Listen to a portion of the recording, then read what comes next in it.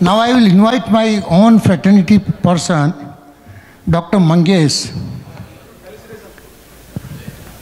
बोल रहे फेलिसिटेट कर लो मेरे को. क्वेश्चन ले लें. पता नहीं, वो हिरन भाई बोल रहे फेलिसिटेट का सुनना पड़ता है सर्जन को. क्या करना है भैया? अच्छा फेलिसिट तो साथ में कर लेंगे, अभी कर लें, साथ में कर लेंगे. क्वेश्चन आंसर के बाद में साथ में फेलिसिटेट करेंगे. साथ में करेंगे. Yeah, I got it.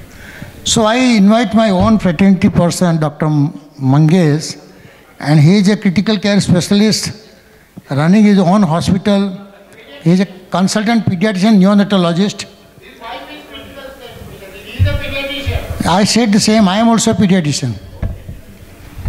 So he is a pediatrician, neonatologist running a pediatric critical care hospital, Asta Hospital and Critical Care Center. And he is very much involved in the IME at the state and national level. Right now, he is the vice chairman of IME Headquarter Action Committee. He is the member of the National Working Group.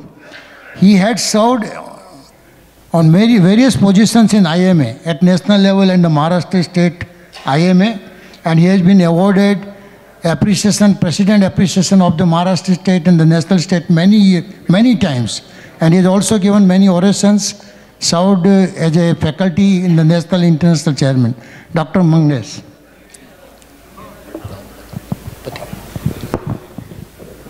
Friends, before Dr. Mangesh Patel delivers his lecture, I would like to tell you something which is very recent. Perseverance and passion કોને કહેવાય એ આપણે જાણવું હોય તો આપણે એમની અત્યારે છેલ્લી 24 કલાકની ગતિવિધિઓ ઉપર આપણે નજર કરીએ. સાહેબની ક્લિનિક છે ડોંબીવલીમાં. ગઈકાલે રાતે એઓ કરાડમાં હતા, સેલ્ફ ડ્રાઈવ કરીને બોમ્બે પહોંચ્યા રાતના 4 વાગે. 7 વાગે પાછું ડ્રાઈવ કરીને સુરત આવ્યા છે. અત્યારે લેક્ચર આપીને તરત જ પાછા ડ્રાઈવ કરીને બોમ્બે જશે.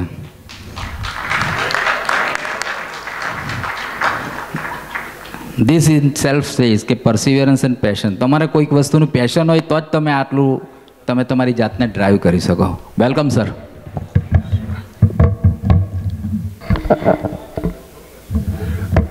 Thank you. All respected office bearers, dignitaries, past National President, respected Dr. Ravi Wankhedkar sir, all my seniors, my brothers and sisters from Surat.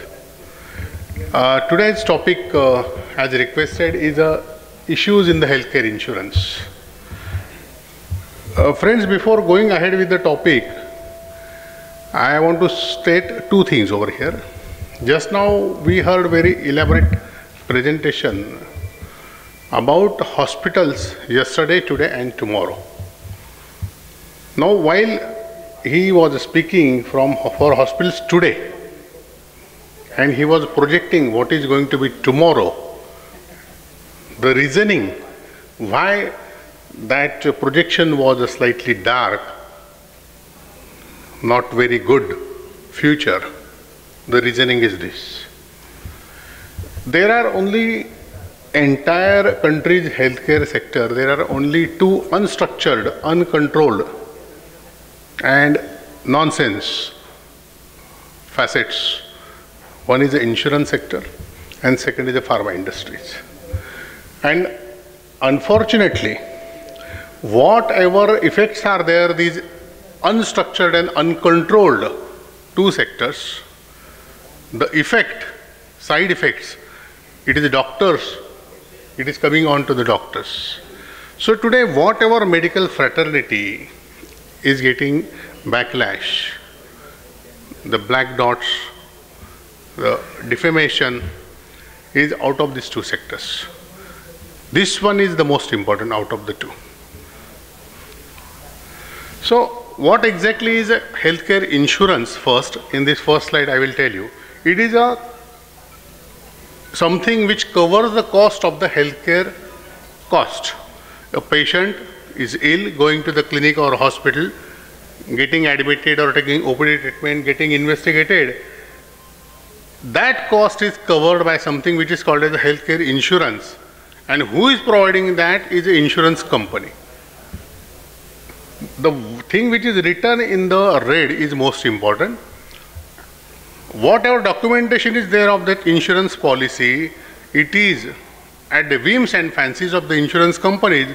So it is subject to the terms of insurance coverage set by the insurance companies. Even patients do not have any say. 90% plus healthcare insurance policies, they have got hidden clauses. And when you go, or the patient comes to your hospital and he comes to know that you perform such surgery and this part of the surgery is not covered in his insurance policy, and that time there is no one, like he said that corporate hospitals are the faceless healthcare malls. So these insurance companies, they are faceless. Now who is there in front of patient? That's you and me. So they are quarreling with you why this is not covered, and you are no one to answer, but this is happening regularly. So insurance policies are subject to the terms of insurance coverage set by insurance company. Two types are there, we all know it very well, cashless or reimbursement. I will come later on. And third is healthcare policy is a contract between a patient and the insurance company. So we are nowhere involved in this contract, nowhere related to this contract. First thing I said about the topic, what he said.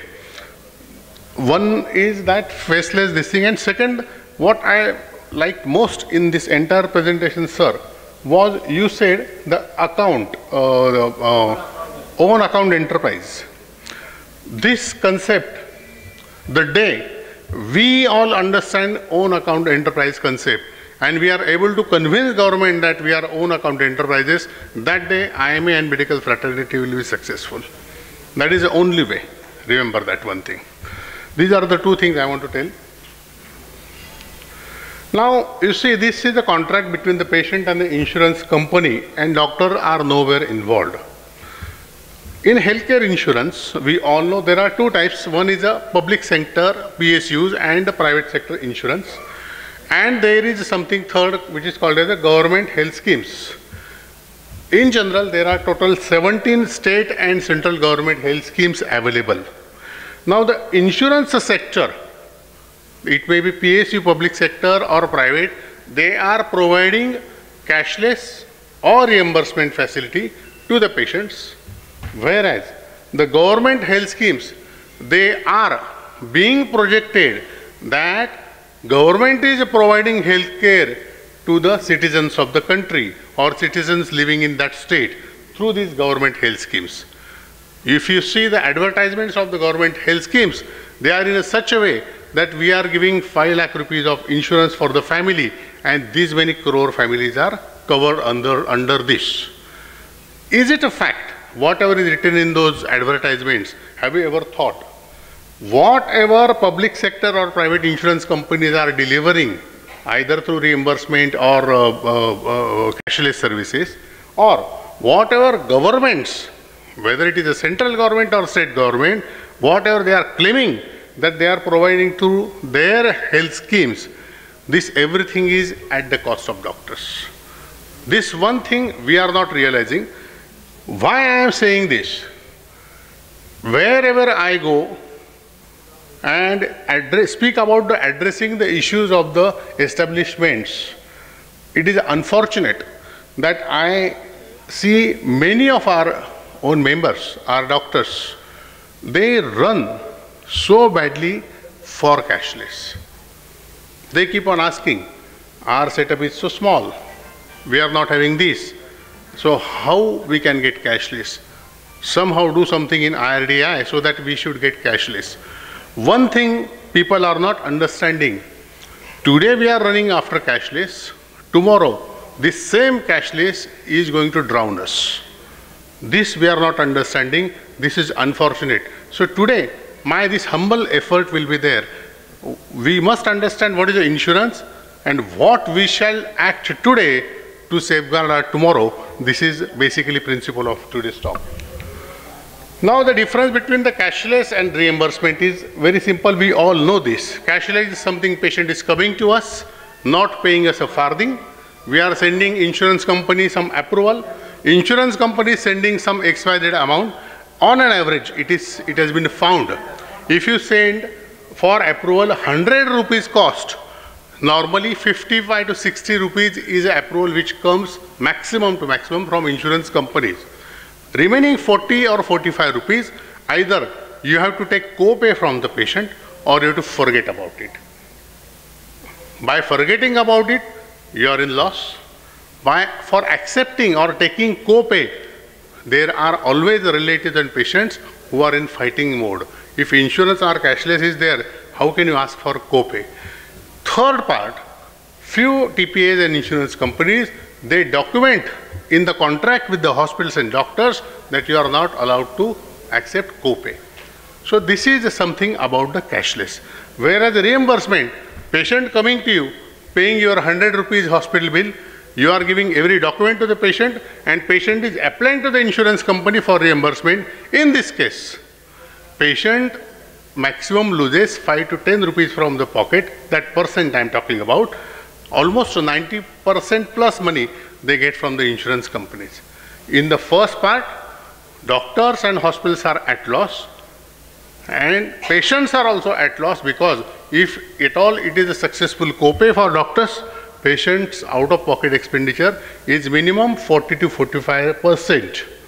Whereas in reimbursement, patients lose only 5 to 10 rupees. This is a basic thing we all must understand, and it has to be convinced and conveyed to the patients if at all you want to go for reimbursement over cashless. The second say, which I always hear from the doctors, that if we do not go for cashless, patients do not come to us.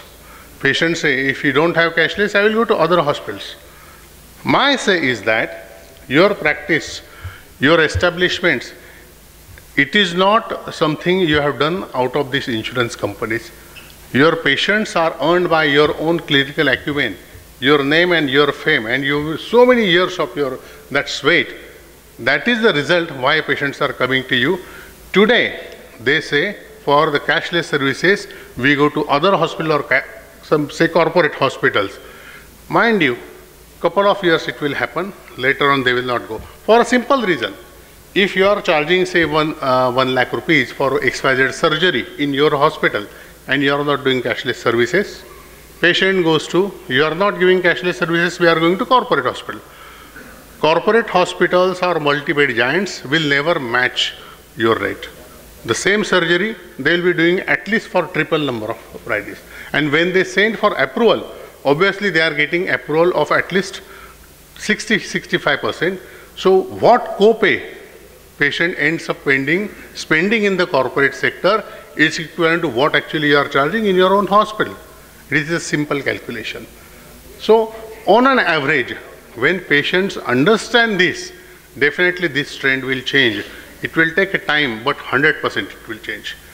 The point today is this on the left side, which we are running after, it is detrimental for the entire fraternity. How? Again, next I will prove.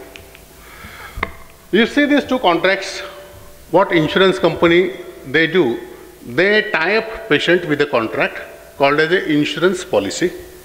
Then they have got to tie up with the hospitals and doctors, like you are empaneled with that insurance company or TPA. Now when there is a contract between patient and hospitals, it cannot be direct. The insurance companies sit there as a burden.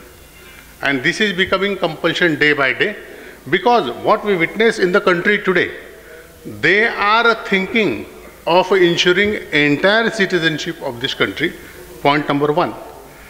Point number two, if everyone must have witnessed, nowadays they are asking, or rather in a other way, slightly compelling to the hospitals and doctors for Aadhaar registration. Am I right? Now what will happen when you register with that account? The patients with Aadhaar card, they will start coming to you. You will be able to get reimbursed money from the government whichever way. Most probably it is going to be insurance model only, as mentioned by Wankhedkar sir.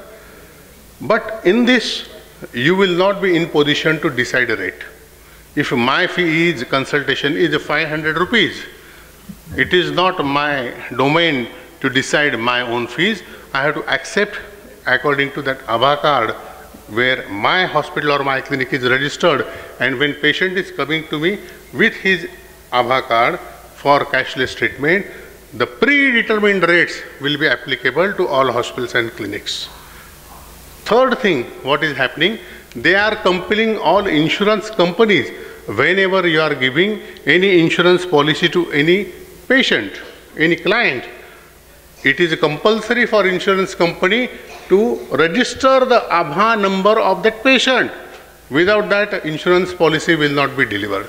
So indirectly, entire thing is going on the insurance model, and in this entire cycle, the healthcare industry or healthcare fraternity do not have a say that this is my charges. This is a gimmick. And that's why indirectly, when we speak of this insurance company or insurance sector sitting between patients and hospitals, or rather this government insurance schemes also, this is going to be detrimental.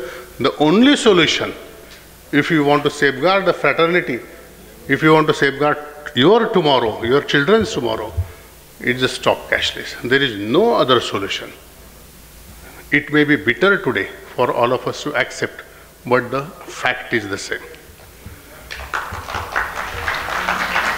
Now, as far as issues of the healthcare insurance is concerned, there is transparency in documentation is never there. As I mentioned, the documentations of the contract with the patient or documentations of the contract with the hospitals or doctors, there is no transparency.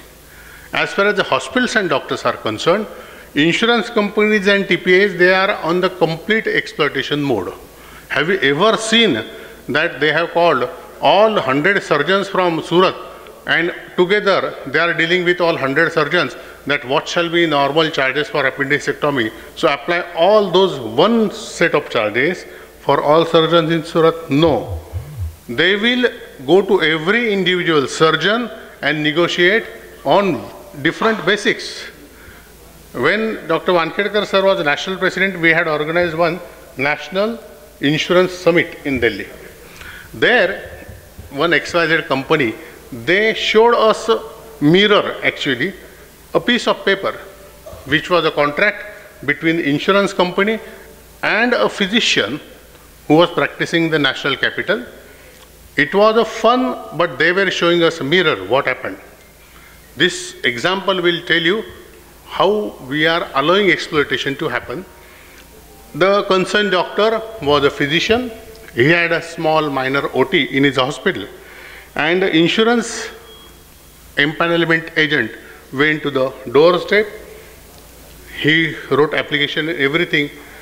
Our guy wrote everything as far as what is concerning the physician, what shall be rate for MI and all package rates, everything.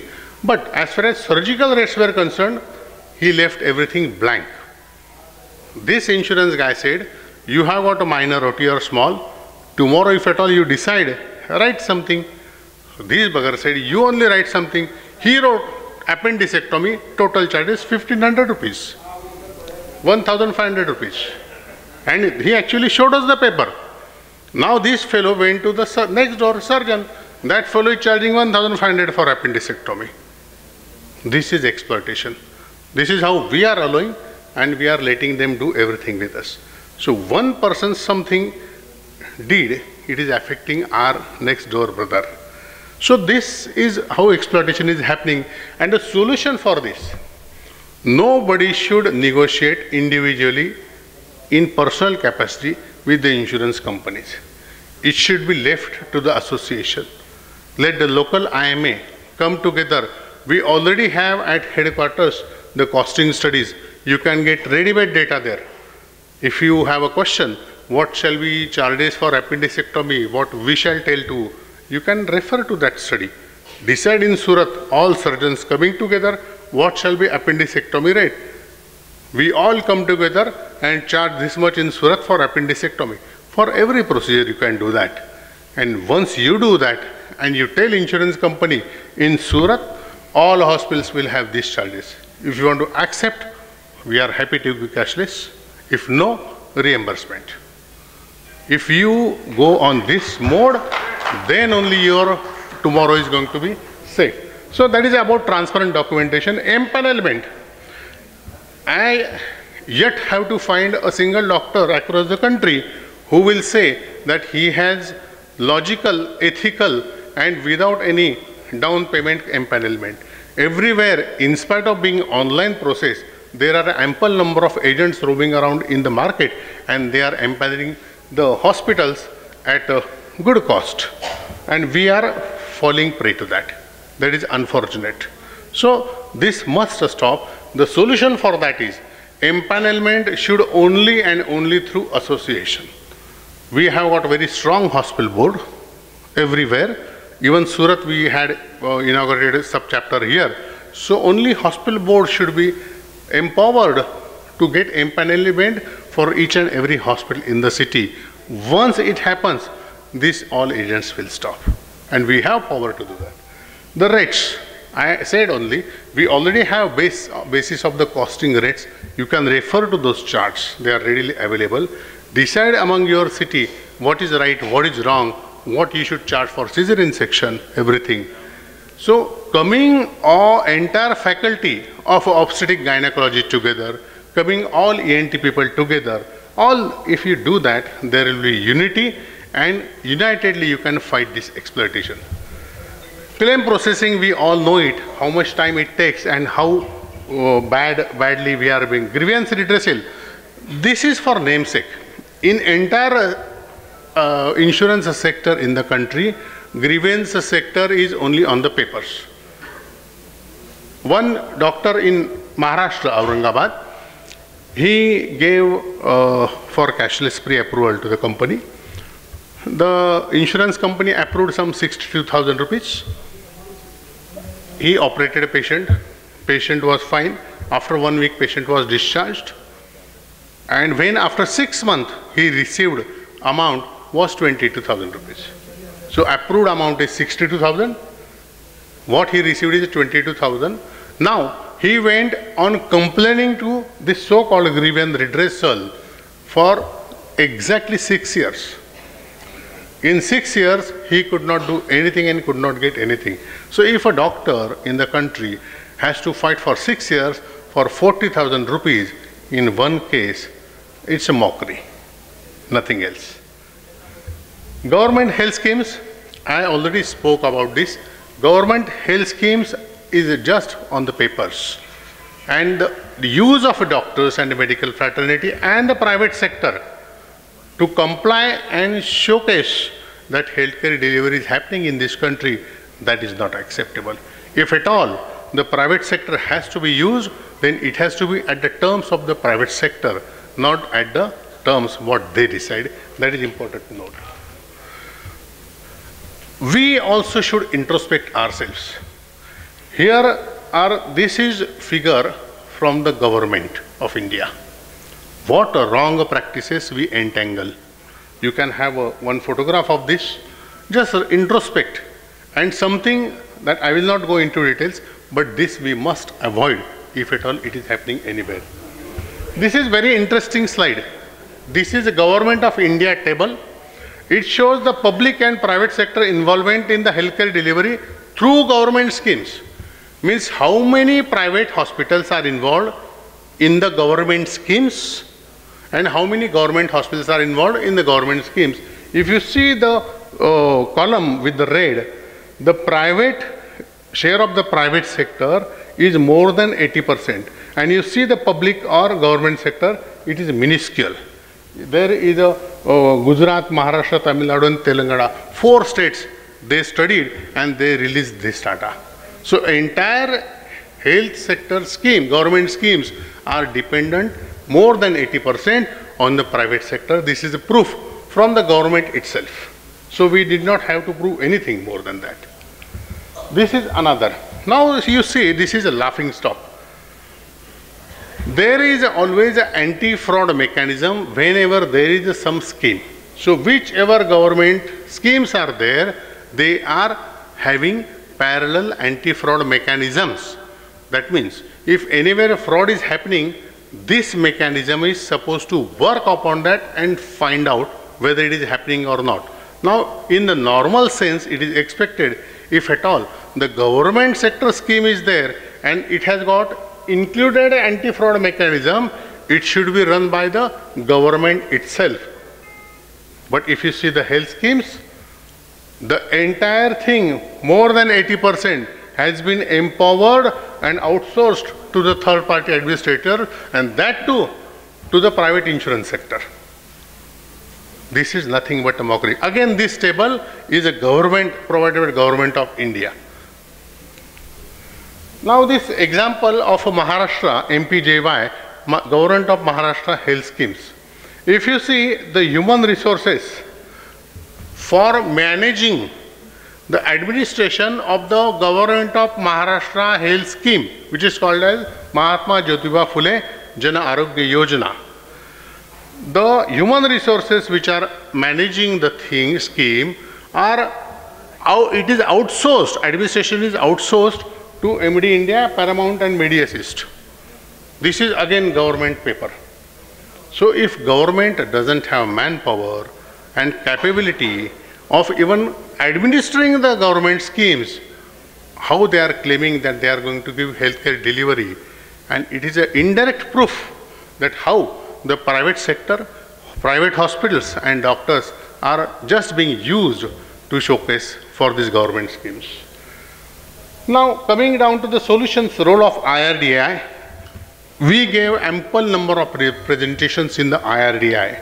To be frank, my experience is IRDAI is full of the representations from the private sector insurance companies, and they always have got every policy decision in the discussion which is a pro-corporate or which is suitable to the business-centric insurance model. And that is the exactly issue. In fact, the regulatory body is supposed to be unbiased and fair, but hardly those sort of things are seen there. No cashless, definitely I have spoken. Augment the reimbursement in your patients. Empanelment only through IMHY. Avoid individual exploitation and float minimum rates. All I have spoken. This last one again I will say in Surat, various faculties must come together. You should have regular meetings and chalk out what is the proper rate. This is a minimum rate what Surat doctors will take for this XYZ procedure, and those rates in printed format on the letterhead of Surat IMA HBI, it should be given to every doctor. Whenever insurance company man comes to you, give that paper. These are my rates, rather our rates in Surat.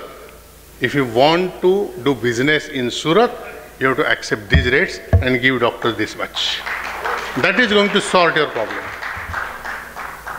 Now the future, like sir said about the future of the hospitals, the future of the insurance sector, tomorrow, take my word, it is going to be 100% cashless, unless you act today. If you do not act today, tomorrow, just 24 months, everything is going to be cashless, and that time we will have no say. Complete coverage by government health schemes. These private sector insurance companies, they will slightly go down. They will have backdoor entry in the insurance schemes through the governments. Today only we are seeing the government schemes, they have got administrative and working backing only of these private insurance companies. So this trend is going to be in future. Insurance model, like sir mentioned, in United States is a failed insurance model because 100% insurance there almost. Our country is going towards that trend only, and 100% this is going to be failed model because medical fraternity cannot stay happy with this. If we don't act today, tomorrow when we start being compelled for all these charges without having any say, we are going to act tomorrow. It will be late, but definitely that will make this insurance-based model a failure one. Fraternity will be subservient, already I have spoken. So in short, before I sign off, unity is the strength, and when there is a teamwork and association and wonderful things can be achieved, we have enough of strength. Let this country see what is the strength of Surat, what we have spoken today. Let this thing get floated from Surat itself. Thank you so much.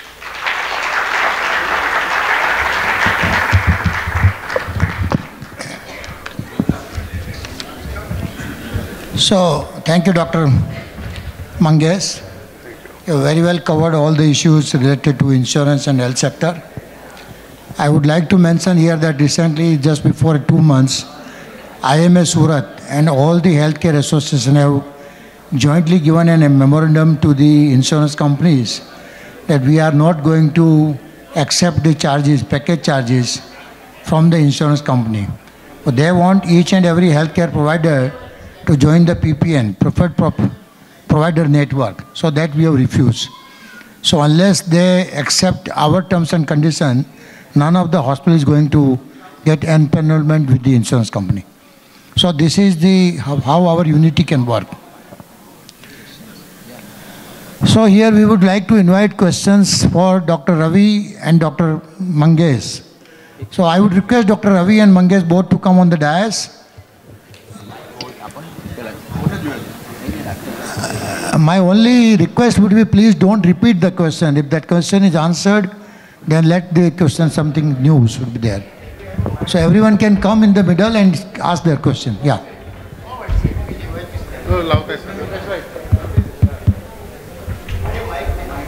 ये on करना